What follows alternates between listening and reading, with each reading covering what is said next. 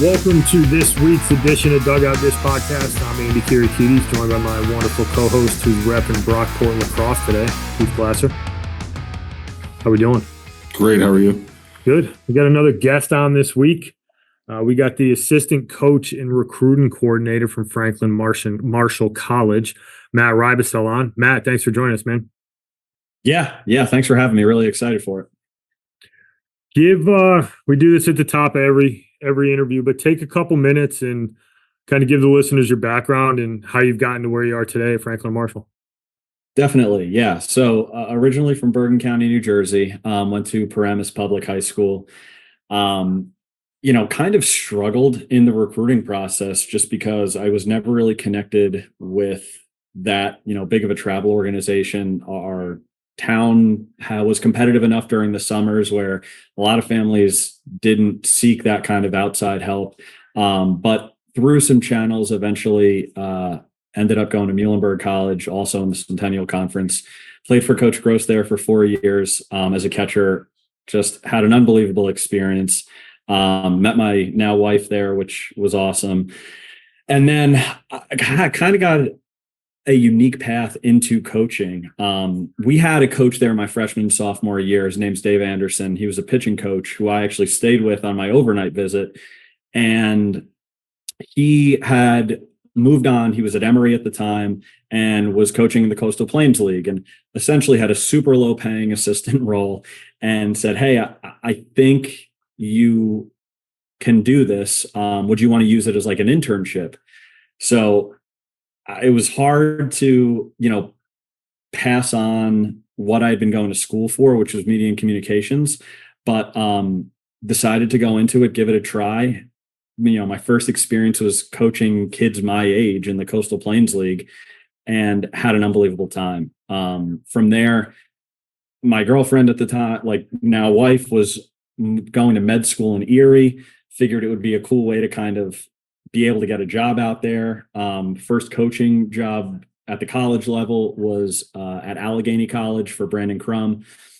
Unbelievable experience, gave me a ton of autonomy to, work with catchers, work with hitters, and really find how I could coach at this level, do a little bit of recruiting too. From there, COVID hit. We played a 5-game season, COVID hit, and was actually able to come back home for a little bit.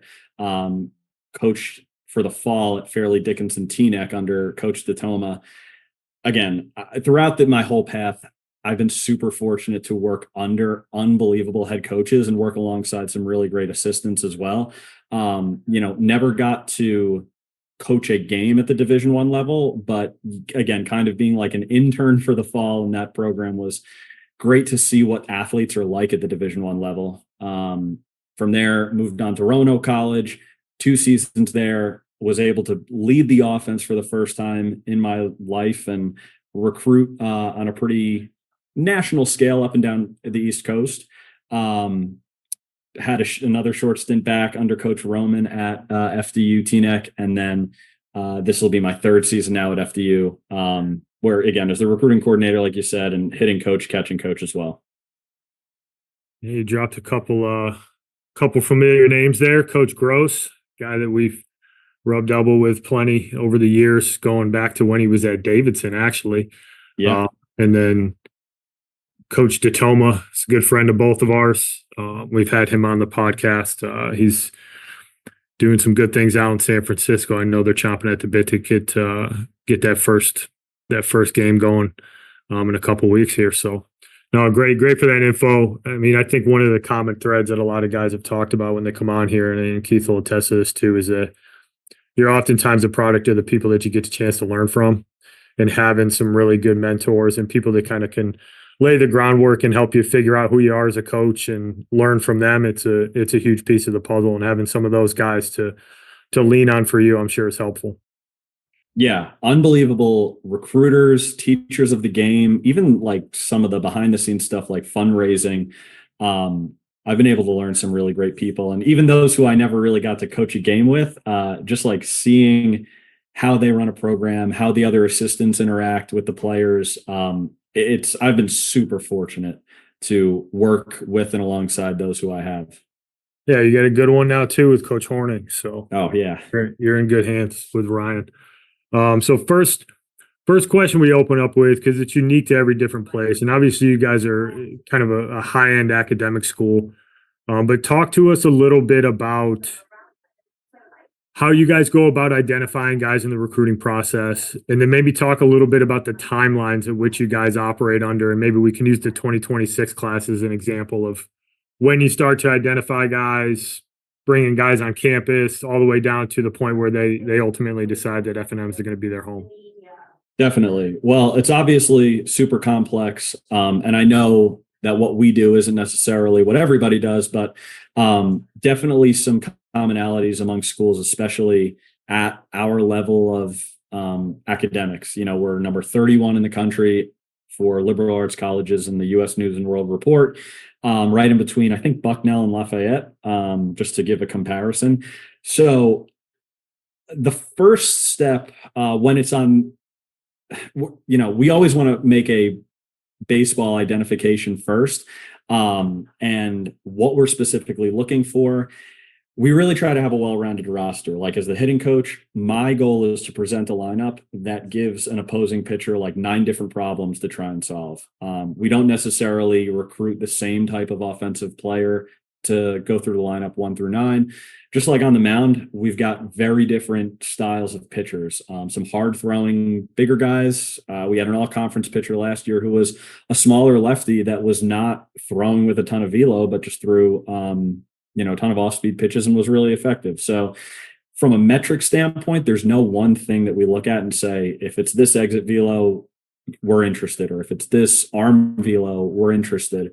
We're more so trying to recruit to what our roster needs.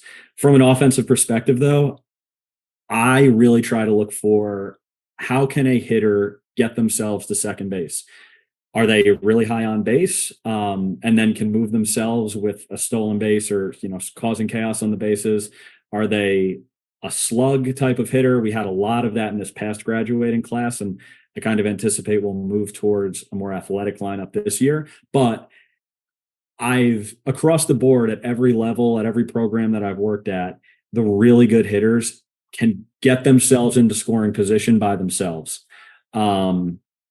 From a pitching standpoint, as a younger coach, I was definitely, especially not on the pitching side, I was more of go get high velo and make it the pitching coach's problem, which I know is totally unfair. But now we've seen how that's played out, and we're really looking for guys who might not be the hardest throwers, but can command a couple of pitches in the zone, throw from a funky arm angle, just give the hitter something that they're not used to. So I would say on each side of the ball, those are 2 things. On a timeline perspective, we are a little bit earlier than most Division threes. We recruit really based off of our own early decision deadline. And for us, that's November 15th. Trying to make sure that we're not procrastinating, we typically end up recruiting kids between June and the middle of October. Obviously, there's some circumstances outside of that where we'll get a kid a little early or a little late. But most of our recruits are committing within that time frame. In terms of identification, what are some of the mechanisms that you guys use in order to do that? I know there's a lot of different avenues to do this, whether it's showcases or on-campus camps, or you're going to driving up to Diamond Nation for a day. I know a lot of people rely on kind of some close personal contacts. How does that look for you guys, and where do you try to find your guys, or what's been the most fruitful for you? Yeah, all of the above. I can definitely touch on how we use or attend each of those. Ultimately, I think the biggest thing when a kid sends us an email with their summer schedule, we want to see some type of high academic event, right? We're not going to events that maybe just appeal to the masses. If we're going to spend some of our limited recruiting budget or resources on going to something, we want to make sure that the players that are there are likely to have interest. Maybe, not likely to all want to go to F&M, but at least be in that high academic realm, to make sure that we're on the right track. And like I said, using those resources appropriately. So our own camps are huge for us. They've kind of blown up over the last couple of years, but over half of our recruiting class in each of my seasons has been from our own camp. I think we do some things differently in terms of how our own players interact with the prospects, and including things like a campus tour and stuff like that that give families the idea of what F&M is. But we also go to showcases like Head First, Play to Win. Richmond runs really great camps down there that we can kind of expand our geographic footprint with. Like you mentioned, Diamond Nation, I only live about 45 minutes from there, so it's really easy for me to get out there and see like Super 17 and stuff like that.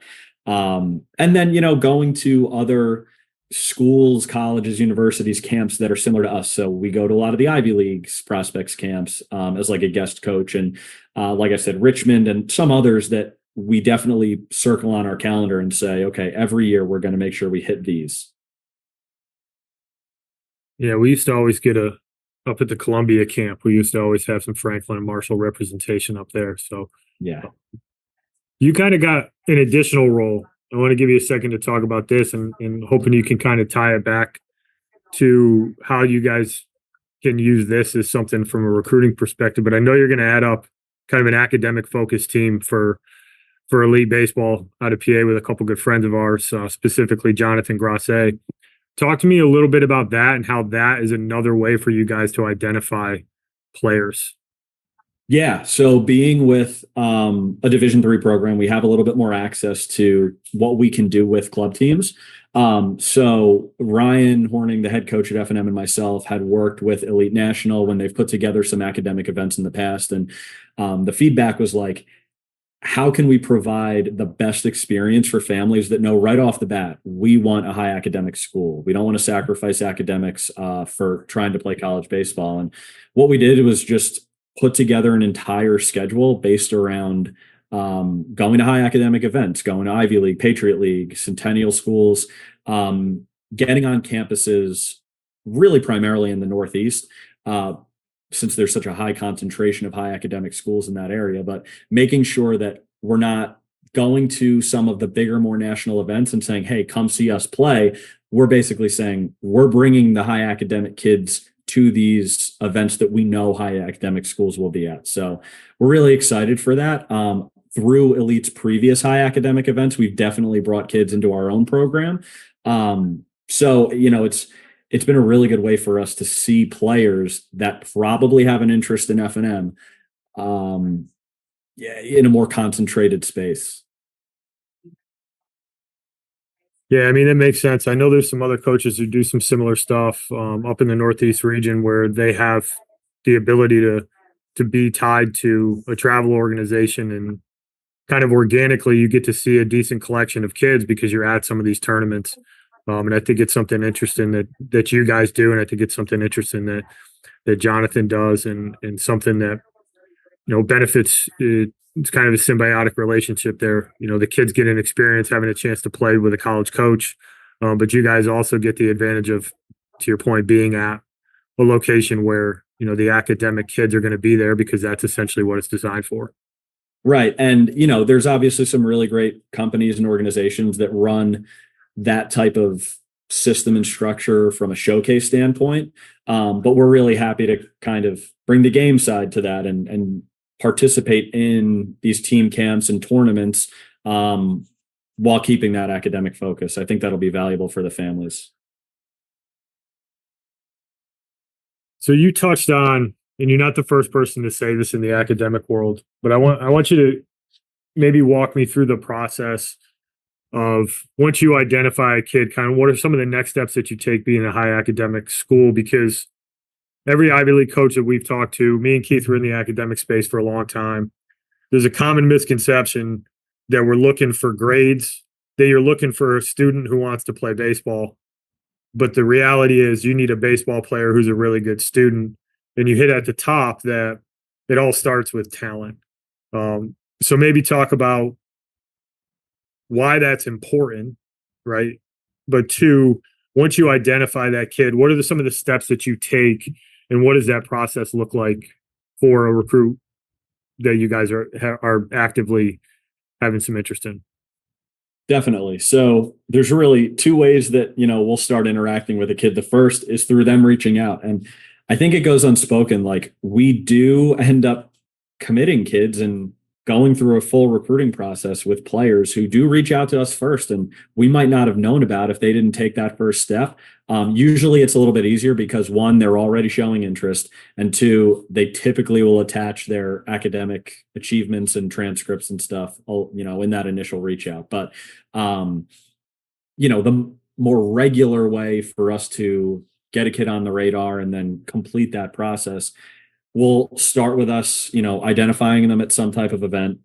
And then from there, Ryan and I kind of go back and forth. And what we've found, he's found this more than I have, but typically kids know whether or not they want to go to F&M pretty quickly on. So I'll try and get them on the phone. Then the next step is bringing them to campus. And again, we try to make that on-campus experience as resourceful for the families, and as informational as possible. We want to put all the chips out on the table. And, from there, like I said, that when we hear back, it's usually pretty quickly after the visit. Try and, get them in touch with maybe others who have played for the program, or other travel coaches who have sent players to us. Just try and get them in touch with people who know a lot about the program and can share their experiences as well. Because neither Ryan or I went to F&M, but especially Ryan, he's been there for so long that he can really point guys in the right direction to make sure that they know what they're getting themselves into. And ultimately, when we offer a guy, we want to make sure that that's the case. Like, when they get to campus after a semester or after a full year, they don't come into the office during their exit meeting and go, that was not at all what you described it to be. So it's an extremely transparent process. We do keep a smaller roster, so we are not as quick to just pull the trigger on kids after seeing them maybe one time, or especially like if we haven't seen them live. So that's really, really important to us.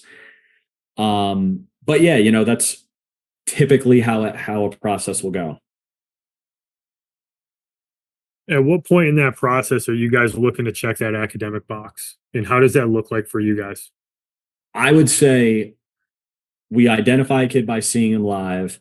That first phone call or that first email that I send letting them know that we're interested, we would like to see that academic info. And there are a lot of times where we get that back and that's where the process ends. I would say that that's like probably 80%, honestly, of players that we really like. And just with the admissions process that we have, we are able to support players who we are offering a roster spot to. But again, we can't just do that across the board, even if our roster was bigger than where it is right now, around that 36 number. So typically, we'll bring in around 4 pitchers a year and fill the positions as we need them. But yeah, that's, typically we want that academic information right away. Yeah, I can attest to that, having been at Vassar, and I know Keith can speak to that at RPI, that obviously you need talent first and foremost. But once you identify that talent, you don't want to drag it on with anybody that doesn't have a chance of getting in. And I know that everybody's admissions departments work a little bit different in terms of what that communication looks like. But being able to get a quick turnaround, and sometimes even just from basic experience, you can look at a kid's transcript and be like, man, this isn't going to fly. Or, hey, this is what a kid who gets in here looks like. But I think it's important for listeners to understand, whether it's high academic Division I, where the transcript and the scores legitimately do matter, or whether it's high academic Division III, first and foremost, you need to be good enough to play in that program. And I think oftentimes it gets flipped on its head, where people think, well, I'm a really good student, so I should be able to play at F&M, not really knowing, one, the level of play that's required, but also having a little bit of a misunderstanding of what that process actually looks like and how coaches are actually going through it. Yeah, certainly. I always really value when a kid can come and watch us play during the spring. Now, it's obviously really difficult with them being in their high school seasons too. But we try, if we can, to have that happen throughout the process too, because you're certainly right. There are certainly high school coaches and certain travel coaches who will say, I've got a guy that's super high academic. He'll get in on his own. And that's great. But if we can't verify the baseball piece, we've got talented players. So does every team in our conference, whether they're at the top or the bottom. And just like in the Liberty League, NESCAC, conferences that are known for their high academics, the kids who aren't necessarily getting a lot of playing time doesn't mean they're not good players. There's talent on these rosters because coaches are going after good baseball players who are also really great students. Yeah, I know it was one of my pet peeves, and Keith, you might be able to speak to this as well, but having people reach out and just not really understanding the level of play or thinking that just because they have grades, it's going to move the needle. And I think the reality of it is that, yeah, it makes it easier if a kid's a great student, but he also needs to be a really good player, or at least be a player that you think is going to improve your roster in some way, shape, or form, whether it's a fit positionally or they have the prerequisite talent that's required to be able to contribute in your program. Like, nobody's looking for guys that are just there.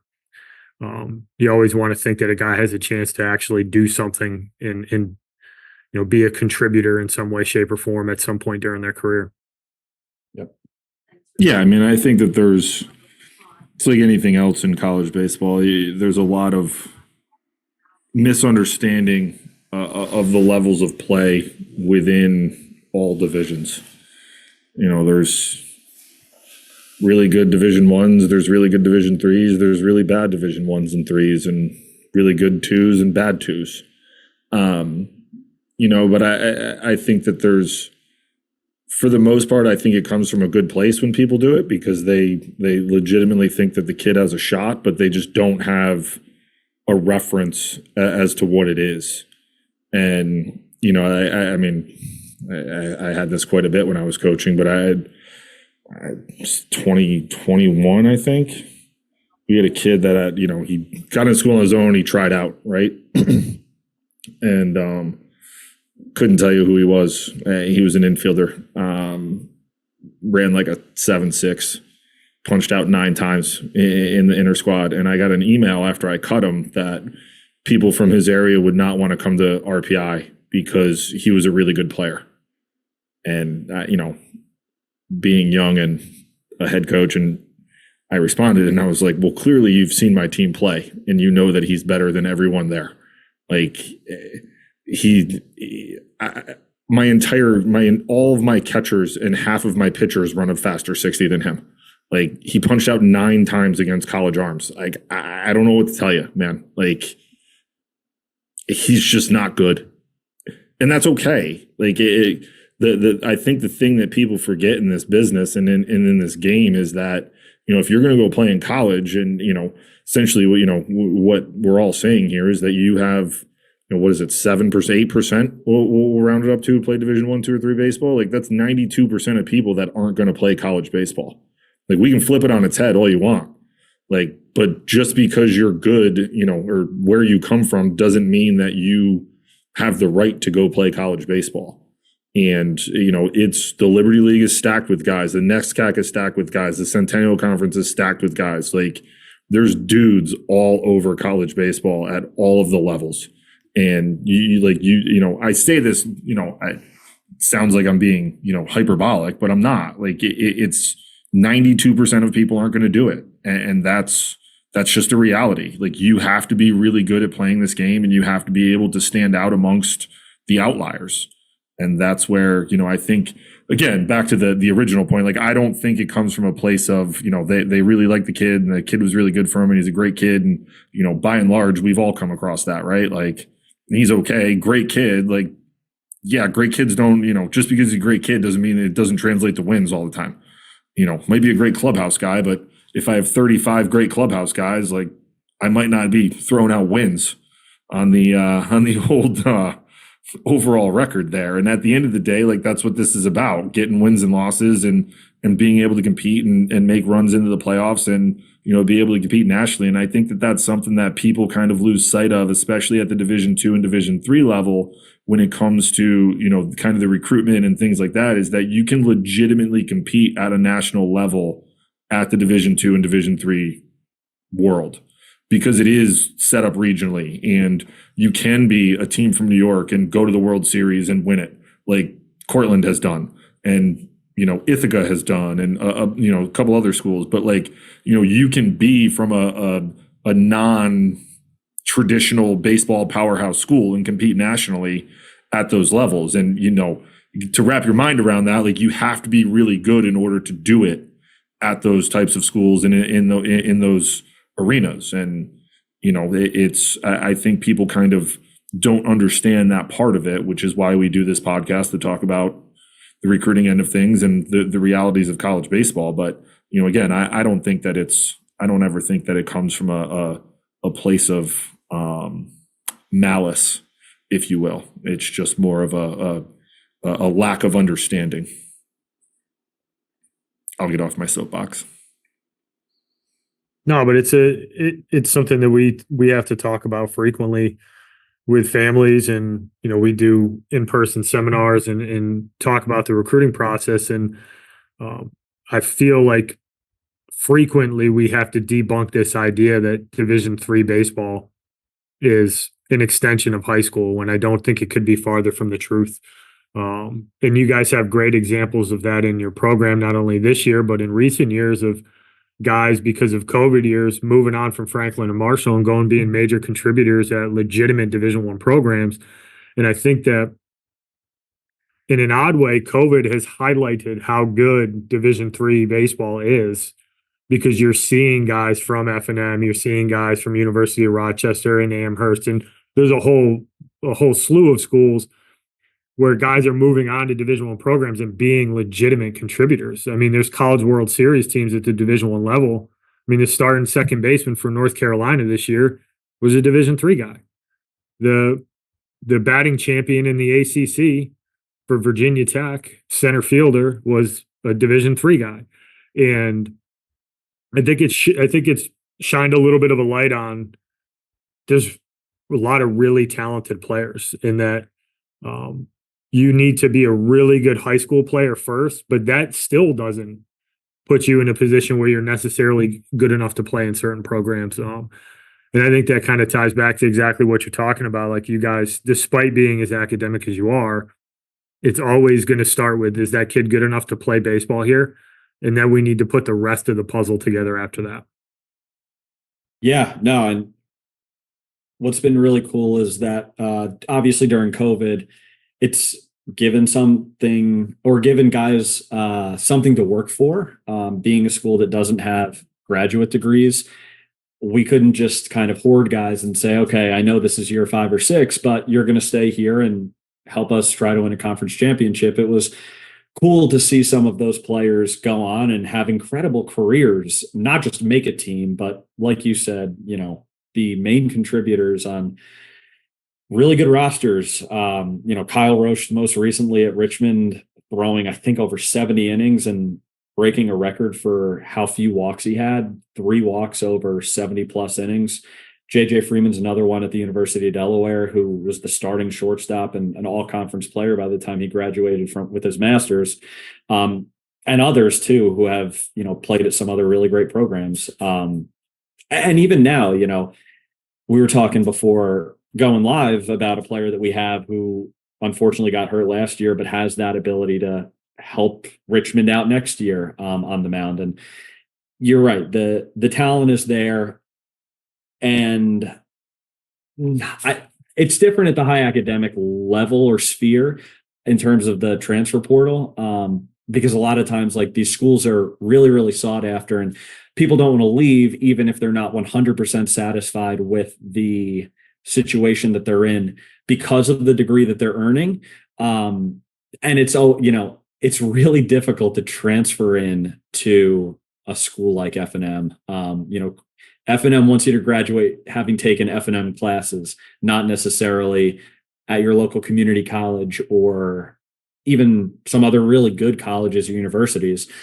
the value is in the degree that you're getting there. So they want you to have those classes under your belt. So it definitely plays a role into the entire recruiting landscape. And it does make it difficult on high schoolers. And you're right, there's a lot of people who want to play college baseball, but unfortunately might not be able to.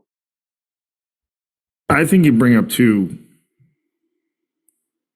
interesting points that people don't necessarily think of in the high academic world, and probably specifically Division III.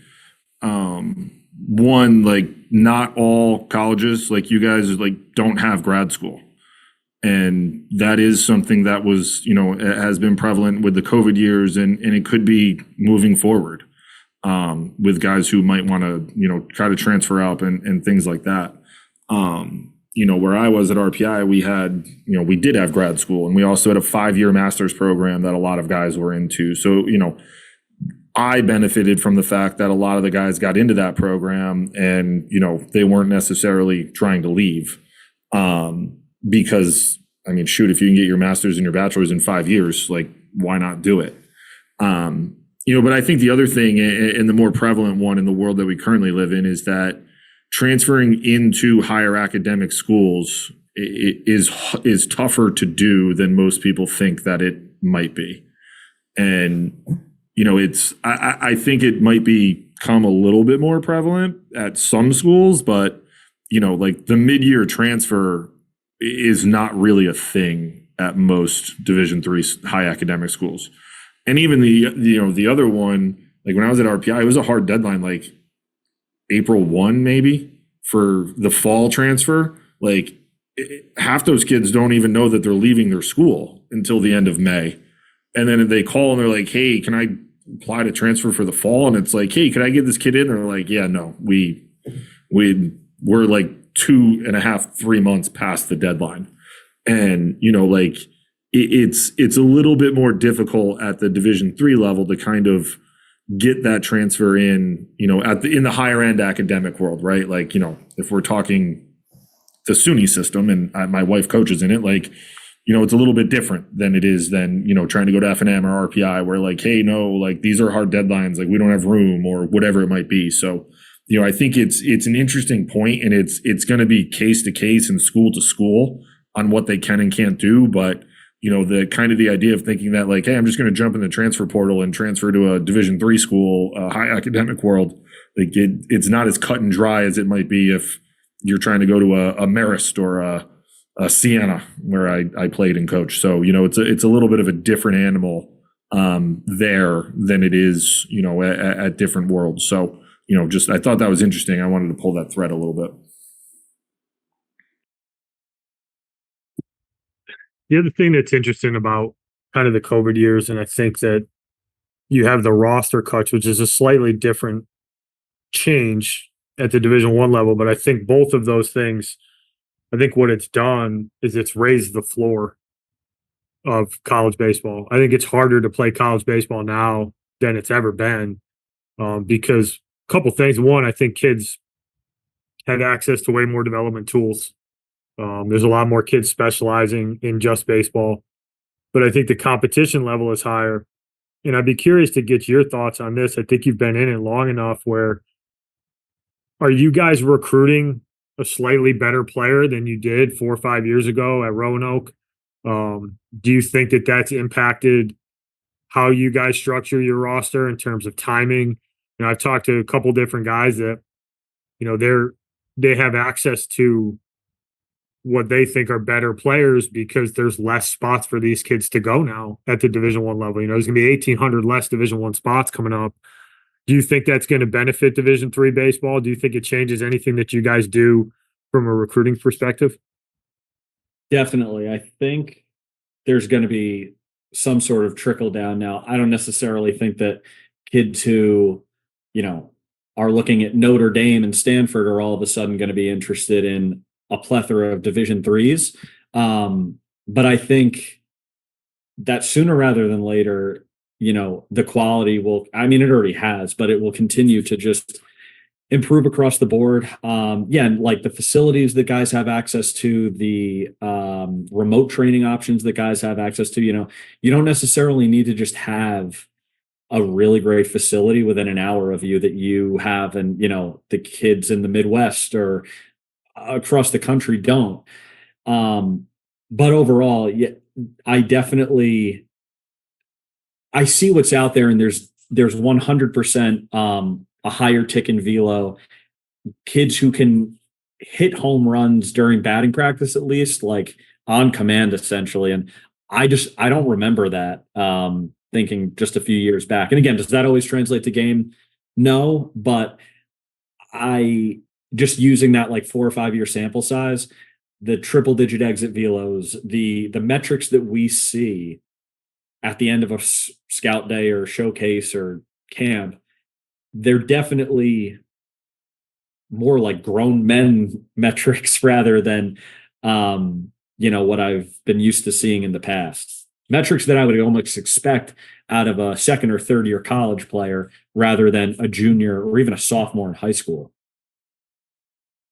Yeah, it's been pretty eye opening to me being out on the road, the last 3 or 4 years, and kind of seeing the impact of it. You get into August and I'm seeing a ton of like 85 to 88 mile an hour righties who 8 years ago, 5 years ago, like those guys are probably Division I scholarship guys, or at least in the conversation for a roster spot.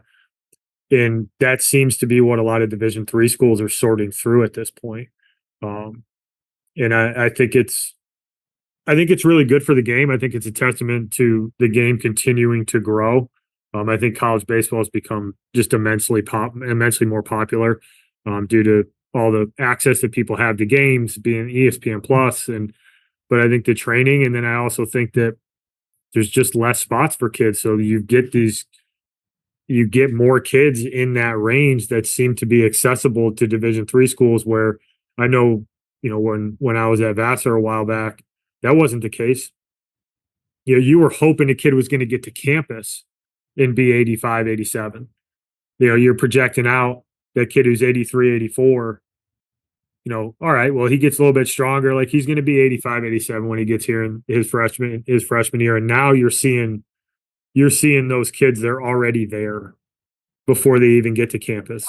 Um, I think that's cool. I think it's something that is going to really raise the floor. And I think it gives programs like yourself, like I think that high competitive Division III program, I think they're just going to continue to get better and better. Yeah, yeah, 100% agree. What so we've talked a lot about kind of the talent piece, right? And obviously that's a huge portion of, but there's another massive portion of this recruiting process, which is trying to identify the right kid, right? Not just the talented baseball player, but finding a kid who's going to be a fit for F&M. What are some of the things that you look for, and how do you try to evaluate the character side and kind of the personality fit for F&M? Yeah, I think that the two main ways that we attack that process are during the visit, and then if we're fortunate enough for that family to be at our camp. At our camp, the prospects are spending a lot of time with our current players. Our current players work our camps. Our current players run Q&A sessions. And we do collect that feedback from them and say, who seemed engaged, and not necessarily taking the players that play the best and then go, did this kid act the right way? Or, it's really just trying to ask the broad questions and see who showed interest, who was super engaging, who could you see yourself being friends with down the road. It's a small snapshot, but it's kind of the best we can do, especially for those families who are from farther away. And then on the visit, every recruit that comes into the office, we tell them, like, we're a coaching staff that likes to have a lot of communication with our players.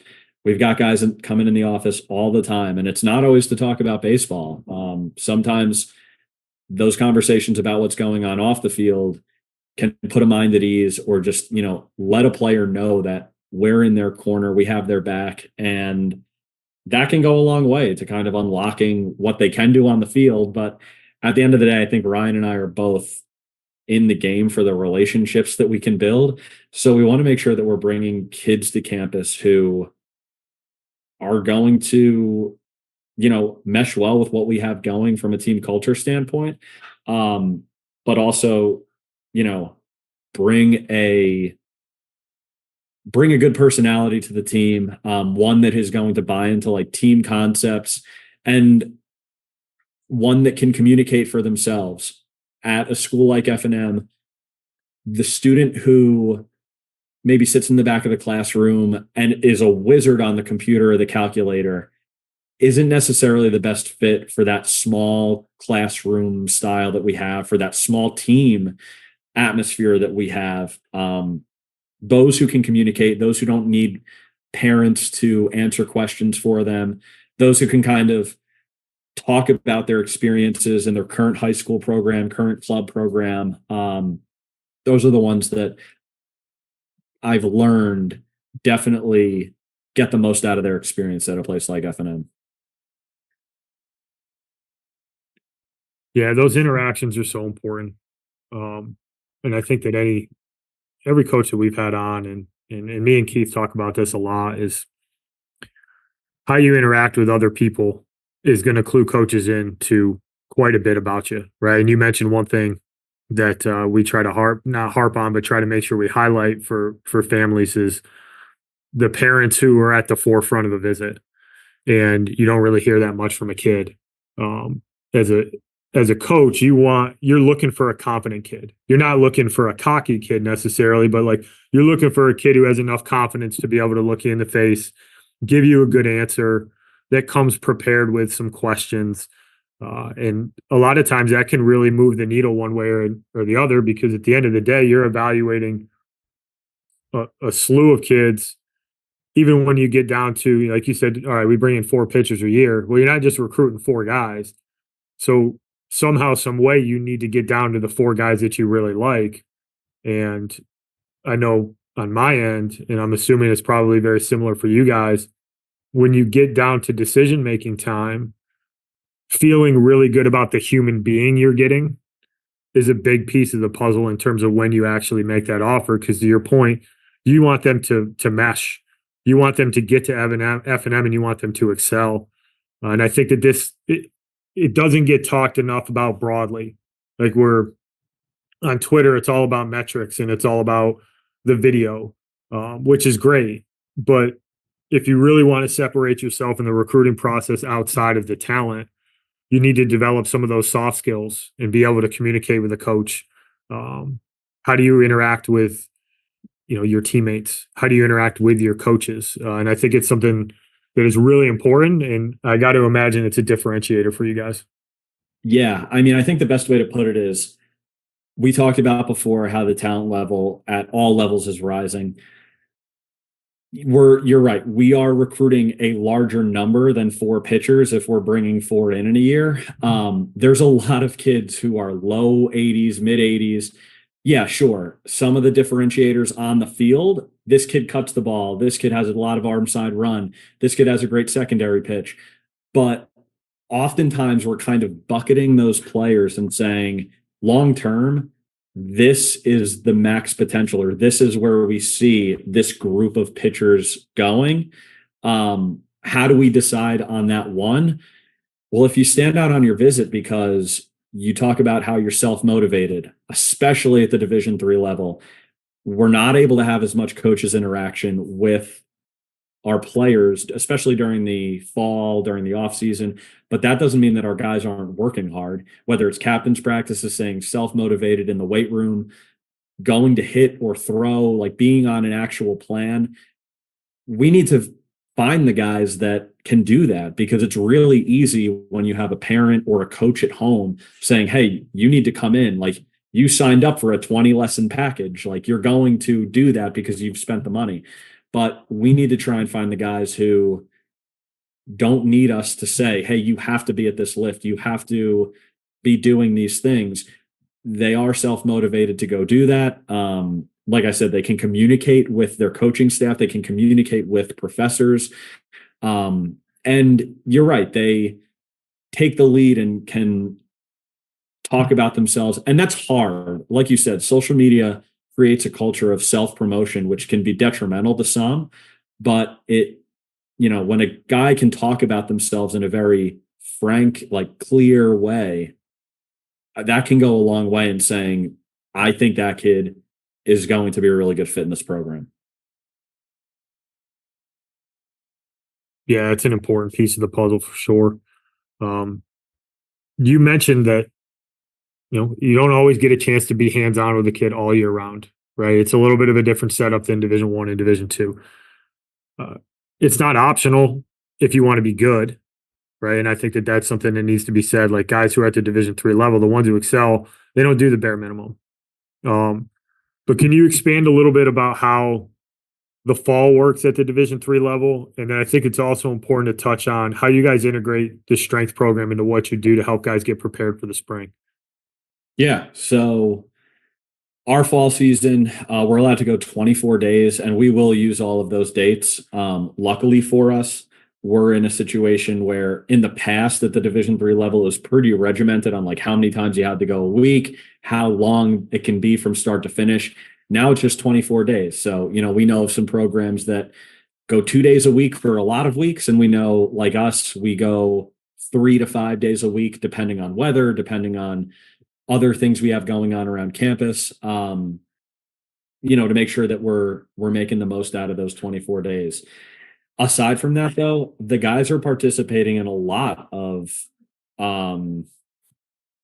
optional type of workouts, optional type of captain's practices. And I can say genuinely that our senior leaders, year in and year out, do an unbelievable job of instilling this culture that, yeah, just because we have these rules at this level doesn't mean that we're not going to put in the extra work. And the guys do an unbelievable job of making sure that they know that it's really outside of the 24 days during the off season that you can make those gains that will really show player to player, program to program.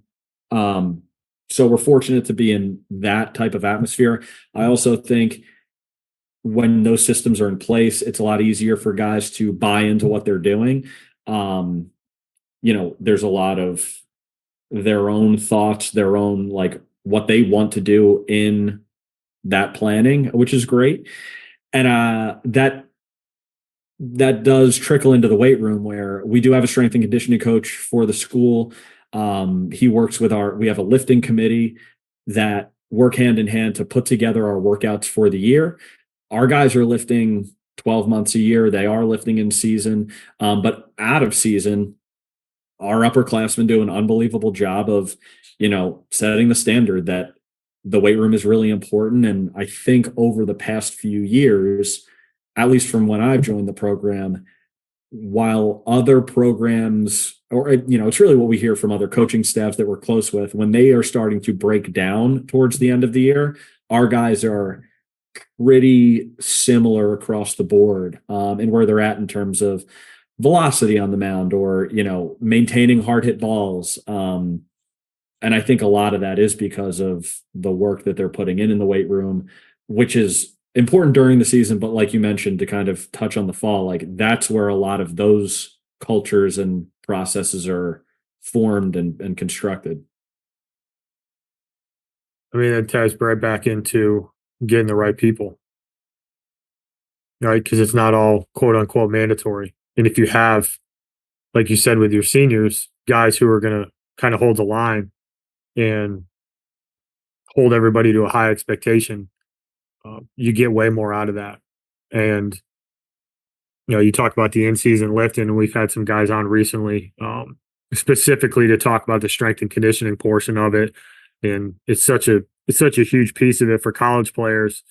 And we try to get across to the high school players that, if you want to be a college player, you got to start doing stuff that college guys do, and being able to get in the weight room during the spring. But it's a huge piece of the puzzle, and it doesn't change from level to level. It's just the rules are slightly different. And I think that's important for people to understand, that the guys at F&M are putting in just as much time as just about anybody else. They just might have to do it outside of their regulated time with you guys. But if you have if you have good people and you have a culture in your program, none of that ever becomes an issue because they know that's what they need to do to be good in the spring. Yeah, 100%. 100%. We've been super fortunate to have some great leaders in the program that, again, like, I consider myself lucky that when I get in the car to leave the office during this time of the year, because, we're not allowed to start until February 1st and even earlier in the fall, I don't think, wow, I hope that they're doing what they need to be off the field.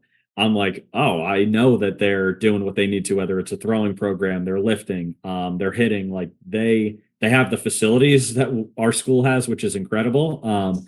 But they find a way to get their work in, even if the weight room's closed for the day, or, they can't use the batting cages. They do a great job with that. I think it's one of the harder things at the Division III level. Getting kids and your team culture to do the things that is necessary because you don't have as much time with them as other levels of college baseball do. Excuse me, everybody. Yeah, and sorry to cut you off, but that's part of the recruiting process too. Like, there are families that think, okay, we want to choose Division III because there's more of that work-life balance, just to use kind of a general term.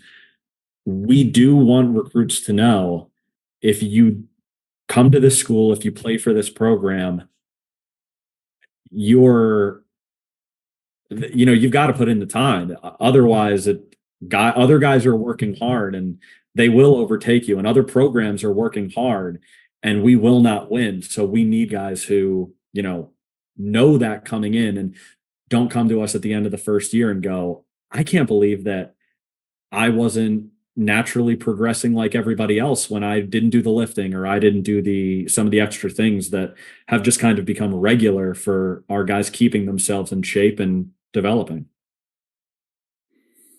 Yeah, I mean, it's one of the harder things, I think, at the Division III level. I think that it's one of the, I've gotten on this soapbox before, and the NCAA doesn't listen to this podcast, but there's no reason for Division III to be handicapped from a coaching standpoint in the way that it is.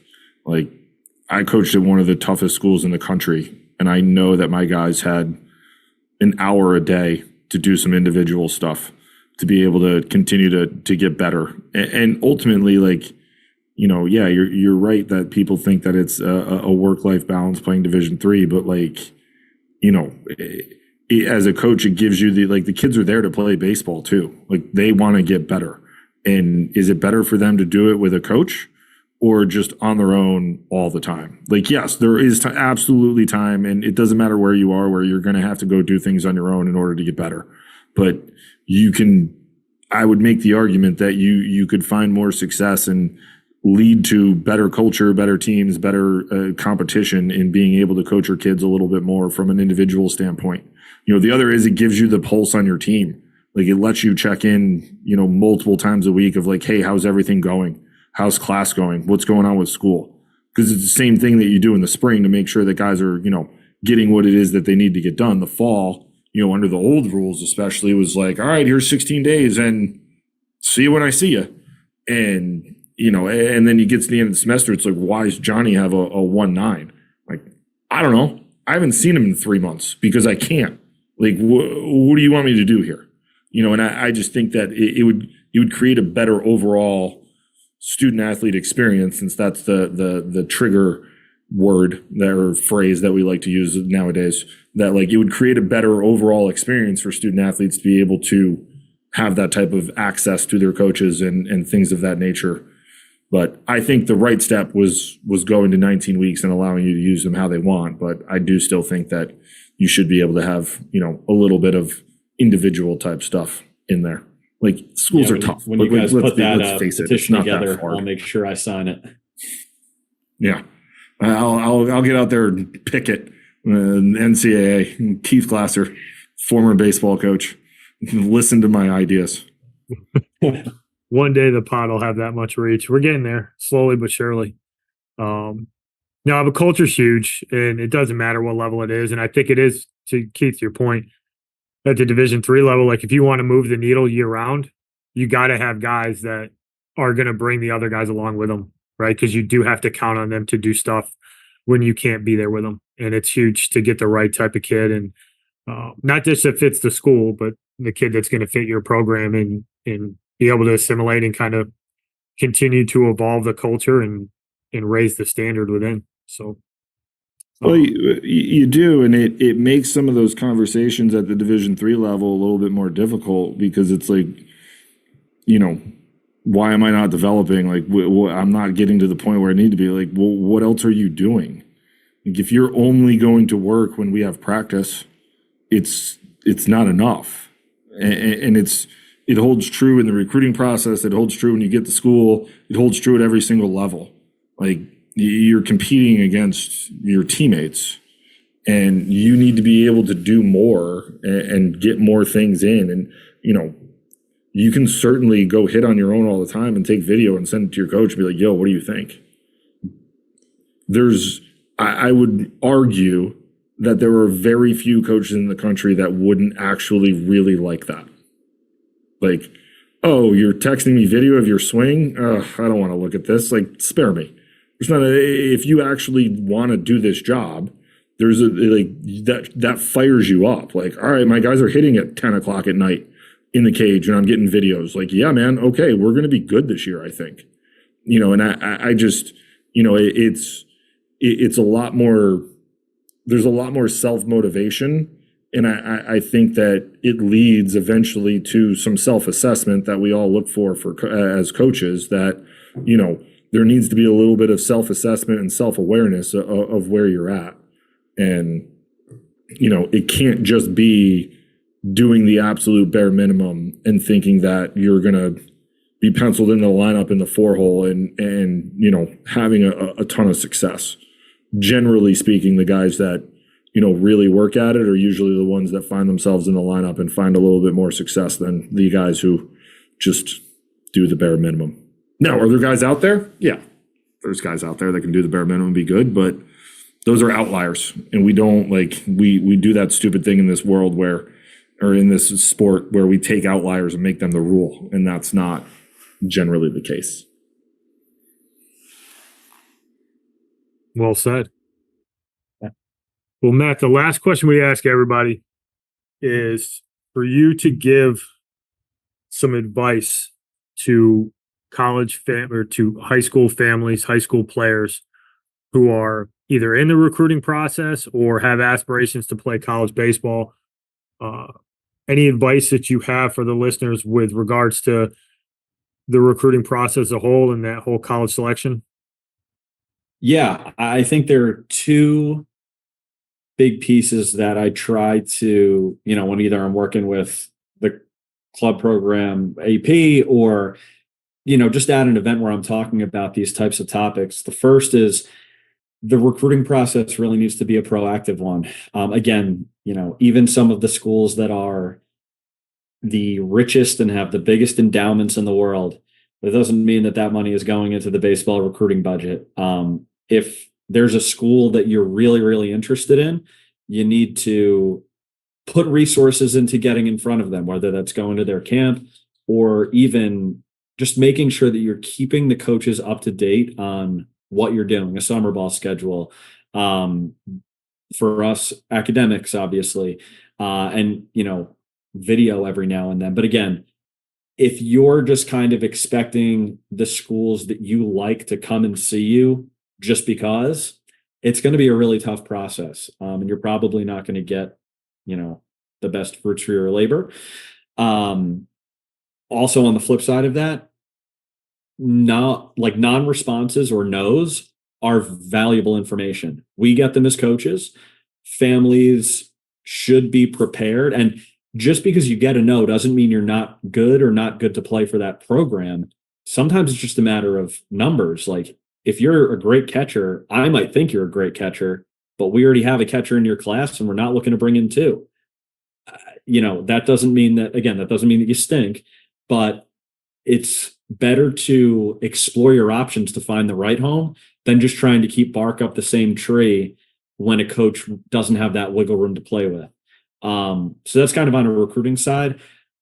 As a development piece of information, I think right now, because of some of the things we talked about, the access to information, everybody's got their own pitching and hitting coaches, even like strength and conditioning coaches. We're seeing what a lot of people would deem like really great mechanics. Guys are good movers, but at the end of the day, they're not strong enough to have an impact on the field. The mechanics, the motion on the mound, the swing can be as pretty as possible. But at the end of the day, if you can't hit the ball over an outfielder or through a gap, it's going to be really hard to hit at the college level. And although velocity isn't everything, if you cannot be competitive at a certain velocity, depending on what level you're looking at, it's going to be really difficult to play college baseball.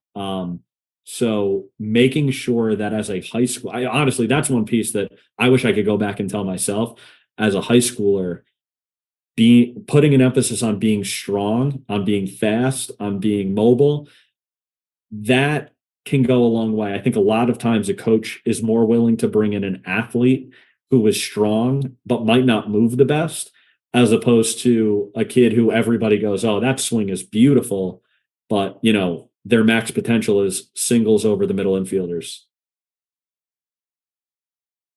No, I like that. I like that a lot because the strength piece, the game has gotten so physical.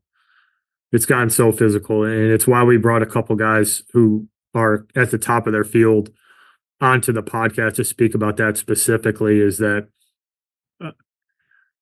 you can acquire skill, like the skill acquisition is.